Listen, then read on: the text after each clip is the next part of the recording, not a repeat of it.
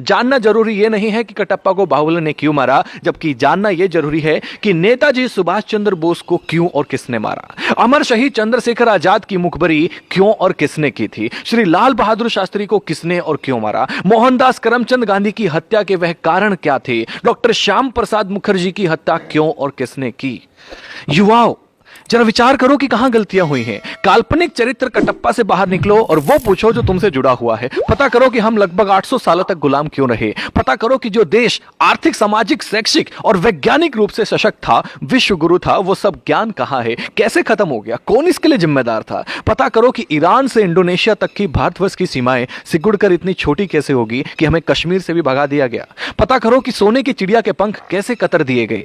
पता करो कि गुरु गोविंद सिंह के मासूम बेटों को जिंदा दीवार में क्यों चिनवा दिया गया। पता करो कि महाराणा प्रताप को घास की रोटी क्यों खानी पड़ी। पता करो कि वीर मराठों की सेना पानीपत की तीसरी लड़ाई में अब्दाली से क्यों हार गई। पता करो कि झांसी की रानी वीरांगना लक्ष्मीबाई को किनके गद्दारी का दुष्परिणाम भुगतना पड़ा। पता करो कि वीरों की धरती होते हुए भी हम गुलाम क्यों हुए, हमारी मां बहनों को अपमान की आग में क्यों जलना पड़ा। पता करो कि बिना किसी समर्थन के भी नेहरू देश का पहला प्रधानमंत्री कैसे बन गया।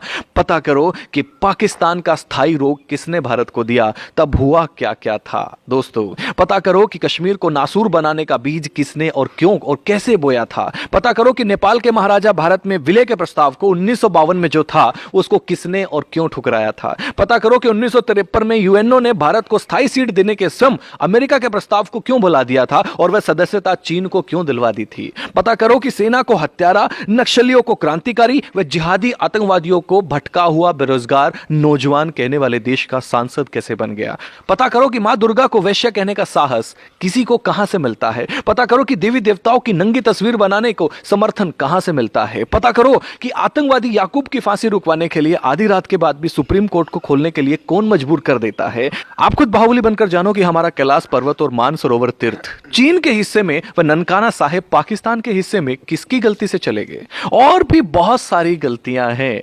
हे युवा देश, अपनी दिशा और दशा बदलो। यह समय मजाकों का नहीं है। वह करो जो करणीय है, जो जरूरी है, चिंतन का विषय है। हम क्या थे, क्या हो गए और क्या होंगे। अभी आओ विचार करें मिलकर के इन सभी समस्याओं पे।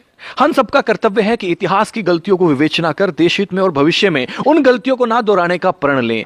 तब ही हमारी मातृभूमि, हमारी संस्कृति, हमारा धर्म सशक्त, समृद्ध व सम्मानित होगा।